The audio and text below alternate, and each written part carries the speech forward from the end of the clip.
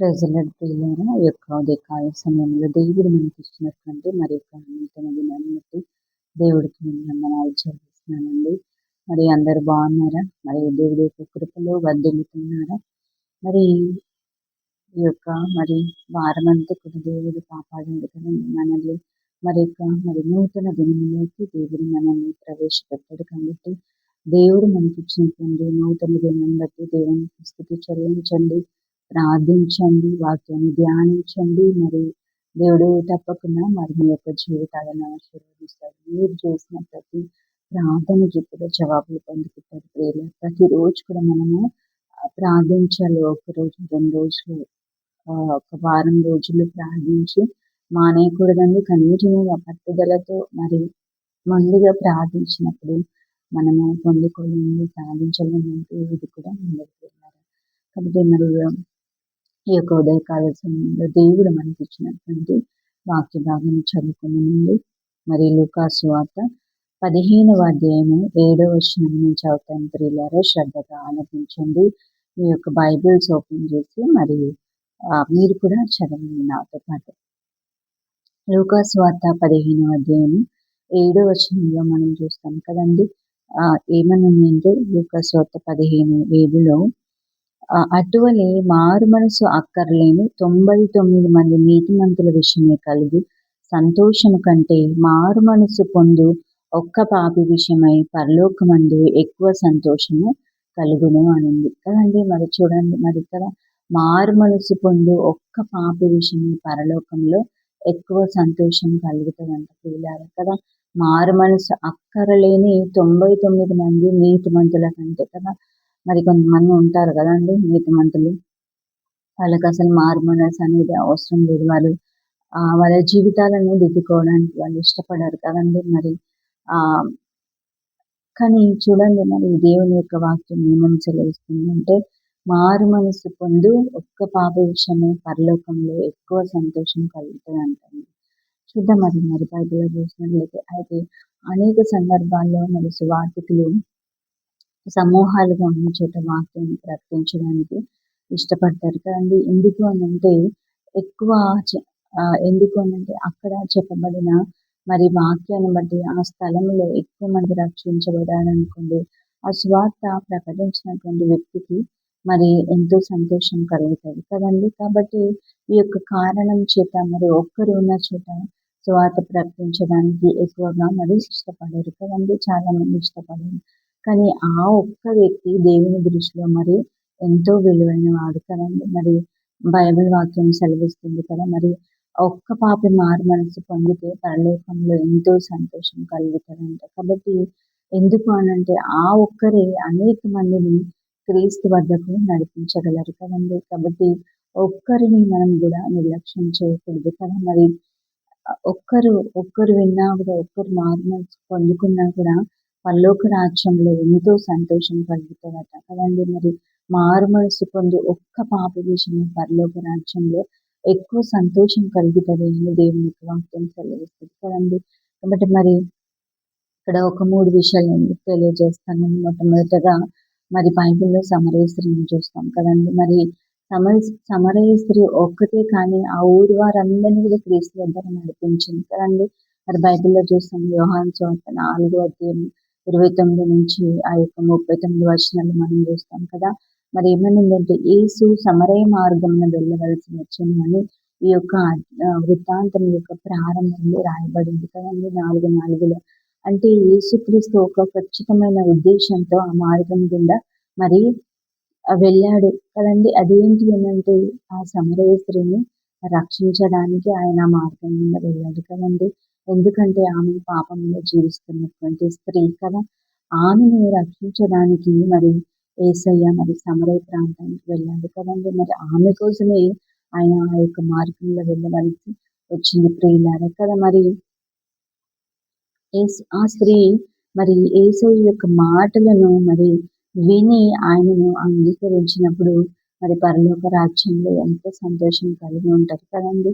కాబట్టి మరి ఆ ఒక్క స్త్రీ మరి ఆ ఊరిలో ఉన్న వారందరినీ కూడా క్రీస్తు వద్దకు నడిపించడానికి ఒక సాధనం వల్ల మారింది కదండి. చూడండి, మరి ఆ ఒక్క సమరయ స్త్రీ మరి చూడండి అనేక మందిని ఆ ఊరి వారందరినీ కూడా మరి క్రీస్తు వద్దకు నడిపించినట్టుగా మరి మనం చూస్తాం కదండి. ఆమె ఒక్కటి మరి యేసయ్య యొక్క మాటలు విని అంగీకరించినప్పుడు పరలోక రాజ్యంలో ఎంతో సంతోషము కలిగింది కదండి. ఎందుకు అనంటే ఆ ఒక్క స్త్రీ మరి ఆ ఊరి వారందరినీ కూడా మరి యేసు ప్రభు యొద్దకు నడిపించింది కదండి. ఒక సాధనం వలె ఆమె మారింది కదండి. కాబట్టి మరి ఆ ఒక్క స్త్రీ మరి రక్షించబడినప్పుడు నిజంగా పరలోకంలో మరి ఎంతో సంతోషం కలిగి ఉంటుంది కదండి. రెండవదిగా మరి పౌలు గురించి మనం చూస్తాం కదండి.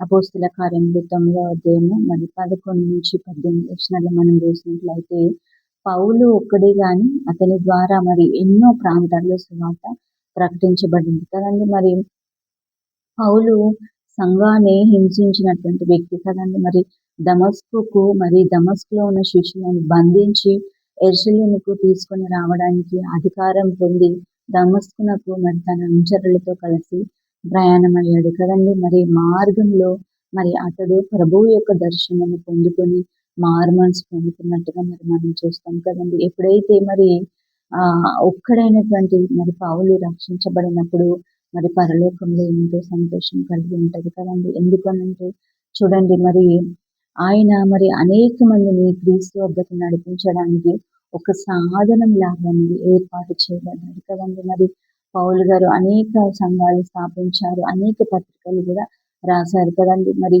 అనేకులను మరి క్రీస్తు వద్దకు నడిపించడానికి పౌలు గారు కూడా మరి ఒక సాధనం లాగా మరి చూడండి వాడబడినట్టుగా ఏర్పాటు చేయబడినట్టుగా మరి మనం చూస్తాం కదండి. ఒక్కడే కానీ అనేక మందిని మరి అనేక చోట్ల మరి అనేక ప్రాంతాల్లో మరి అతని ద్వారా సువార్త ప్రకటించబడింది. ప్రియులారా పౌలు ఒక్కడే కానీ చూడండి మరి అతని ద్వారా ఎన్నో ప్రాంతాల్లో మరి సువార్త ప్రకటించబడినట్లుగా మరి మనం చూస్తాం కదండి. మూడవదిగా లూదియా కదా, మనకి తెలుసు కదండి. లూదియా ఒకటే కానీ ఆమె ద్వారా ఆమె కుటుంబం అంతా కూడా మరి రక్షించబడినట్టుగా మరి మనం చూస్తాం కదండి. అపోస్తల కార్యములు 16వ అధ్యాయం 14-15 వచనంలో చూస్తాం కదా. లూదియా దైవభక్తి కలిగినటువంటి స్త్రీ కదండి. ఆమె పౌలు చెప్పినటువంటి మాటలు యందు లక్ష్యం ఉంచింది కదండి. మరి ఇంకా అదే విధంగా మరి ప్రభువునందు మరి విశ్వాసం ఉంచింది కదండి. మరి ఒక మాట ఉంటది కదా, నేను ప్రభువునందు విశ్వాసం గలదానని ఉంచితే అనేటువంటి మాట ప్రారంభంలో కనబడుతుంది. అంటే చూడండి ఈ యొక్క మాట మనకి ఏం తెలియజేస్తుందంటే ఇక్కడ ఆమె ఒక్కతే రక్షించబడింది అని మనకు అర్థమవుతుంది కదండి. మరి లూదియా మారు మనసు పొందినప్పుడు మరి పరలోక రాజ్యంలో కూడా ఎంతో సంతోషం కలిగి ఉంటది కదండి. ఎందుకు అనంటే ఆమె ద్వారా ఆమె కుటుంబం అంతా కూడా మరి రక్షించబడినట్టుగా మరి మనం చూస్తాం. ఆమె ఒక్కతే కానీ ఆమె ద్వారా ఆమె యొక్క కుటుంబం అంతా కూడా మరి దేవుని వద్దకు నడిపించబడింది కదండి. మరి ఆమె కుటుంబం అంతా కూడా రక్షించబడడానికి ఆమె ఒక సాధనంగా ఉంది కదండి.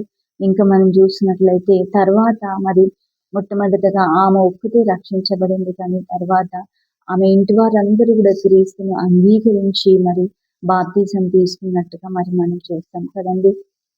కాబట్టి ఒక్కరిగా ఉన్న వారిని మనం ఏమాత్రం కూడా విస్మరించకూడదు కదండి. ఎందుకు అంటే ఆ ఒక్కరు అనేక మందిని రక్షించడానికి మరి కారణం అవుతారు కదండి. కాబట్టి మరి ఒక్క పాపి రక్షించబడినప్పుడు పరలోక రాజ్యంలో ఎంతో సంతోషం కలుగుతుంది కదండి. కాబట్టి మరి మారు మనసు పొందే ఒక్క పాపి ఆయన దృష్టిలో మరి ఎంతో విలువ కలిగిన వారు కదండి. మరి ఇక్కడ వాక్య భాగాల్లో మనకు తెలియజేస్తుంది కదండి. మారు మనసు పొందినటువంటి ఒక్క పాపి మరి దేవుని దృష్టిలో ఎంతో విలువ కలిగినటువంటి వ్యక్తి అని వాక్య భాగాలను మనకు తెలియజేస్తున్నాయి కదండి.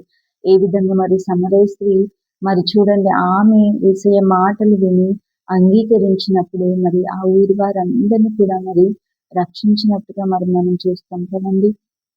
ఆ ఊరి వారందరినీ కూడా మరి క్రీస్తు వద్దకు ఆమె నడిపించినట్టుగా మరి మనం చూస్తాం కదా. రెండవదిగా మరి పౌలు గారు ఒక్కరే కానీ మరి ఆయన ద్వారా మరి అనేక ప్రాంతాల్లో సువార్త ప్రకటించబడింది కదండి. సౌలు గారు కూడా ఒక సాధనం లాగా మరి ఏర్పాటు చేయబడ్డారు. మూడవదిగా లూదియా కదండి. ఆమె ఒక్కతే కానీ ఆమె ద్వారా ఆమె కుటుంబం అంతా కూడా రక్షించబడింది కదండి. మరి మొదటగా ఆమె ఒక్కతే రక్షించబడింది, కానీ ఆమె ద్వారా ఆమె కుటుంబం అంతా కూడా యేసు ప్రభువుని అంగీకరించి మరి బాప్తిజం తీసుకున్నట్టుగా చూస్తాం కదండి. ఆ ఒక్కరి మరి దేవుని దృష్టిలో ఎంతో విలువైనటువంటి వారు కదండి. మారుమనసు లేని 99 కంటే కూడా మారుమనసు పొందేటువంటి ఒక్క పాప విషయంలో పరలోక రాజ్యంలో మరి ఎంతో సంతోషం కలుగుతుంది. కాబట్టి మరి ఒక్కరు దేవుని దృష్టిలో ఎంత విలువైన వారో దేవుని యొక్క వాక్యం సెలవిస్తుంది కదండి. కాబట్టి మరి మనము కూడా మరి ప్రార్థించామండి. ఎప్పుడైనా కూడా మరి మనము కూడా ఒక్కరే అని చెప్పేసి నిరాశ పడకుండా మరి ఆ ఒక్కరికి సువార్త అందించడానికి మరి మనము ఇష్టపడాలి. ప్రియులారా, అట్టి కృప దేవుడు మనందరికీ దయచేయను గాక. కొద్ది మాటలు దేవుడు దీవించి ఆశీర్వదించును గాక. చిన్న ప్రార్థన చేసుకున్నామండి. పరిశుద్ధుడ, మహోన్నతుడ, మహాగణుడ, గొప్ప దేవానికి వందనాలు, స్తుతులు, స్తోత్రములు చెల్లించుకుంటున్నామయ్యా. ప్రభా, మరి నాయన మారు మనసు పొందే ఒక్క పాపి మీ దృష్టిలో ఎందుకు విలువ కలిగిన వారు తెలియజేశారు. ప్రభా, మీకు వందనాలు చెల్లించుకుంటున్నాం తండ్రి. అనేక సందర్భాల్లో సమూహాల్లో వాక్యం అందించడానికి మేము ఇష్టపడుతుంటాం, కానీ ఒక్క పాపి రక్షించబడితే వారు అనేకులకు ఆశీర్వాదకరంగా ఉంటారు అని తెలియజేశారు ప్రభా. కాబట్టి ఒక్కరే అని మేము నిరాశపడక సువార్త అందించటకు మాకు సహాయము దయచేయమని యేసు నామములో అడుగుతున్నాము తండ్రి. ఆమేన్. ప్రైజ్ లార్డ్ అండి. అందరికీ గాడ్ బ్లెస్ యు. మళ్ళీ రేపు ఇదే సమయం కలుస్తున్నాము. అంతవరకు గాడ్ బ్లెస్ యు అండి.